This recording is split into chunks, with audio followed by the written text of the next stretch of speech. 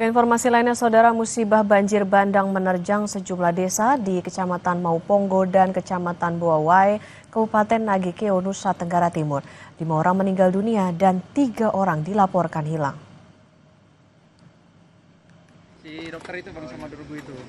Tim SAR berjibaku mencari korban pasca banjir bandang di Nagekeo, Nusa Tenggara Timur. Tim SAR menyisir puing-puing material yang hancur. Operasi pencarian sejak Kamis difokuskan di titik di mana sebelumnya 4 korban meninggal dunia ditemukan. BNPB mencatat korban meninggal dunia akibat banjir bandang di Nagekeo mencapai 5 orang. 3 orang dilaporkan hilang dan 3 orang terluka. Dampak dari banjir tersebut yang merobohkan beberapa rumah dan juga korban. Dan sampai saat ini pencarian di hari ketiga ini akan maksimalkan.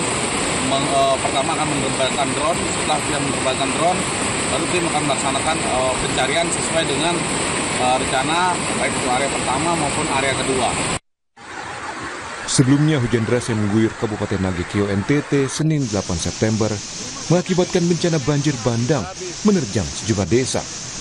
BPBD mencatat 20 desa terdampak banjir bandang dan longsor di 3 kecamatan, yakni Maupongo, Bolawai, dan Nangaroro. Tak hanya menelan korban jiwa, banjir bandang ini juga mengakibatkan kerusakan. Tim Liputan, Kompas TV.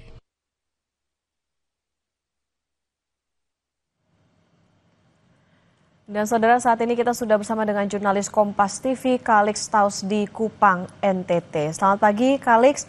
Kalix, masih ada korban banjir bandang yang hilang, lalu bagaimana fokus pencarian korban hari ini? Santosa itu siapa?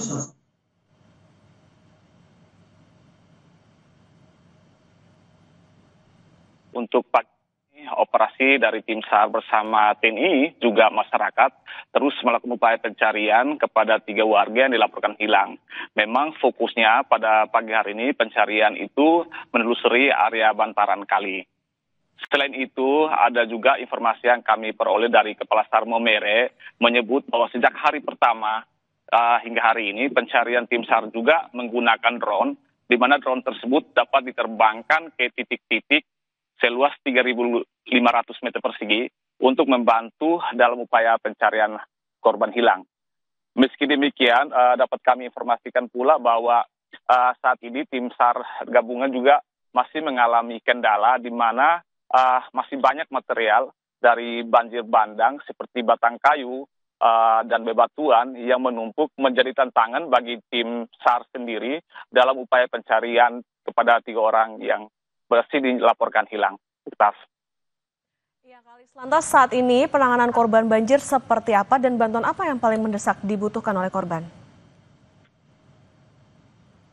Baik, Oktav, untuk penanganan korban banjir sendiri, saat ini pemerintah setempat juga telah membangun posko di pusat kecamatan.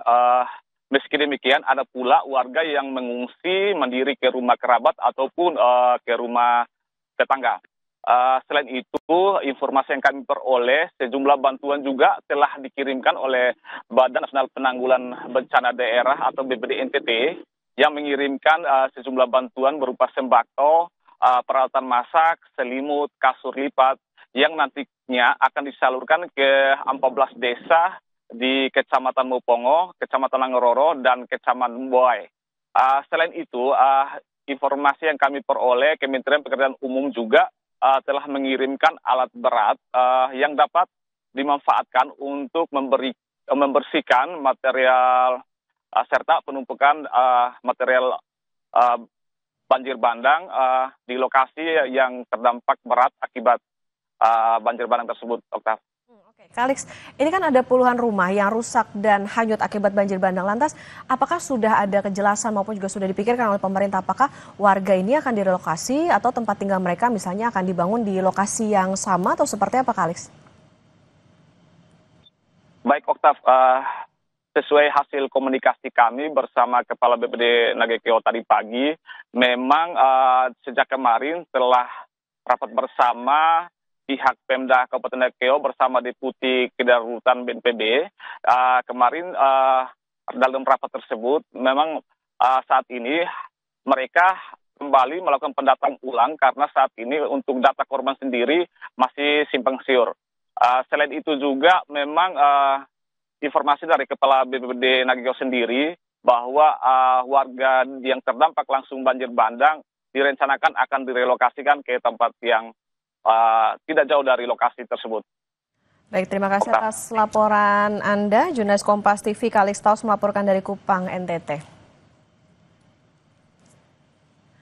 Saudara, Presiden Prabowo meminta publik menunggu siapa yang bakal menduduki kursi Menteri Pemuda dan Olahraga dan Menko Polkam yang masih kosong setelah reshuffle kabinet. Kami hadirkan informasinya usai jeda.